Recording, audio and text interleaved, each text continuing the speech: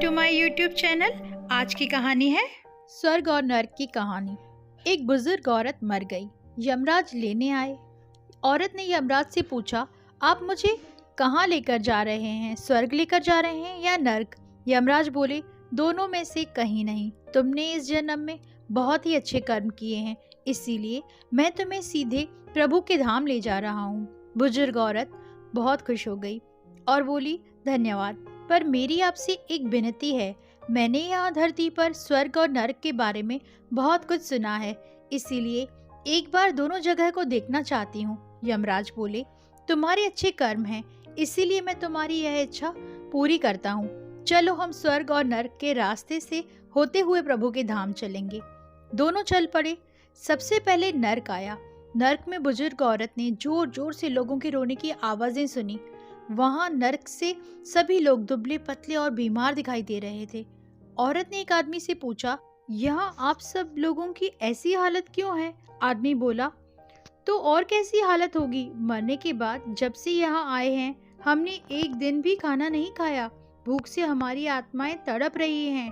बुजुर्ग औरत की नजर एक विशाल पतीले पर पड़ी, जो कि लोगों के कद से करीब 100 फीट ऊंचा होगा। उस पतीले के ऊपर एक विशाल चम्मच लटका हुआ था। पतीले में से बहुत ही शानदार खुशबू आ रही थी।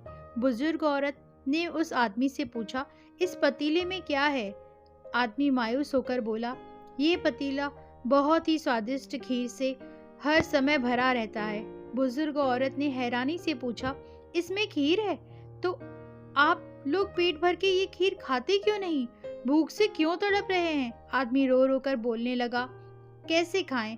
ये पतीला 100 फीट ऊंचा है, हम में से कोई भी उस पतीले तक पहुंच नहीं पाता। यह सुन बुजुर्ग औरत को उन सब पर तरस आ गया। सोचने लगी, बेचारे खीर का पतीला होते हुए भी भूख से बेहाल हैं। शायद ईश्वर ने उन्हें यही दंड दिया होगा। अब यमराज बुजुर्ग औरत से बोले, चलो हमें देरी हो रही है। दोनों चल पड़े। कुछ दूर चलने पर स्वर्ग आया।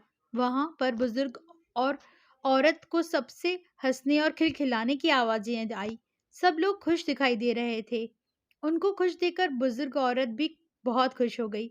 पर वहां स्वर्ग में भी बुजुर्ग औरत की नजर वैसे ही 100 फीट ऊंचे पतीले पर पड़ी जैसा नर्क में था।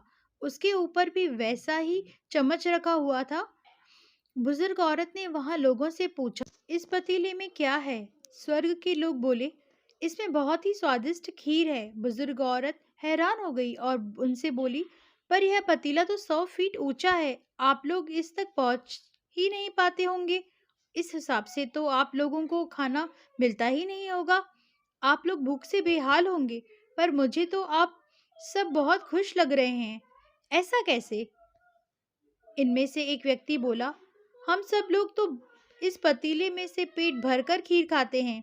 औरत बोली, पर कैसे? पतीला तो बहुत ऊंचा है। व्यक्ति बोला, तो क्या हो गया? पतीला ऊंचा है तो यहाँ पर कितने सारे पेड़ हैं। हमने इन पेड़ों की लकड़ी ली, उसको काटा और एक विशाल सीढ़ी का निर्माण किया।